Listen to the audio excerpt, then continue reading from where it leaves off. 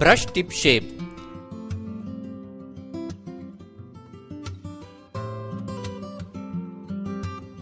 ఈ లెసన్లో బ్రష్ యొక్క టిప్ షేప్ను ఏ విధంగా మార్చవచ్చో తెలుసుకుందాం. ముందుగా బ్రష్ను సెలెక్ట్ చేసుకుని విండో మెనూలోని బ్రషెస్ ఆప్షన్ పై క్లిక్ చేసి బ్రష్ ప్యాలెట్ను ఓపెన్ చేయాలి.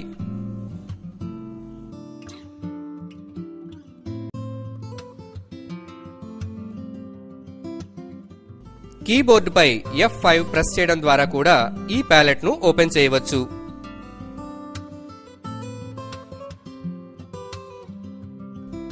ఇందులో డయామీటర్ అని ఉన్న చోట స్లైడర్ను ముందుకు జరపడం ద్వారా బ్రష్ థిక్నెస్ ను పెంచవచ్చు.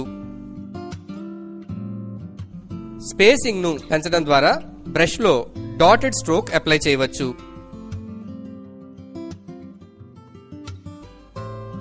రౌండ్నెస్ ను తగ్గించడం ద్వారా రౌండ్ బ్రష్ టిప్ ను ఓవల్ గా మార్చవచ్చు.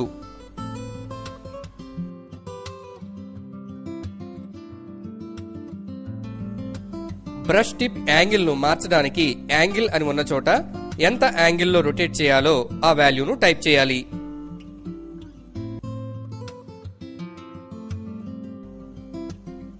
రౌండెడ్నెస్ మరియు యాంగిల్ ను ప్రక్కన ఇవ్వబడిన బాక్స్ లోని సర్కిల్ మరియు యారోస్ ను అడ్జస్ట్ చేయడం ద్వారా కూడా మార్చవచ్చు.